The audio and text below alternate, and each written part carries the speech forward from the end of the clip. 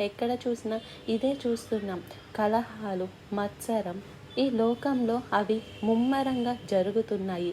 ఇవాళ ఎక్కడ చూసినా ఒకళ్ళ మీద ఒకళ్ళు దోషాలు మోపుకోవటం, ఒకరి మీద ఒకరు యుద్ధాలకు లేవటం, ఒకరికొకరు హాని చేయటం, ఒకరినొకరు అపకారం చేయటం, ఒకరినొకరు కించపరుచుకోవటం, ఒకరినొకరు ఎంత అసహ్యంగా ఒకరి గురించి ఒకరు మాట్లాడుకుంటున్నారు.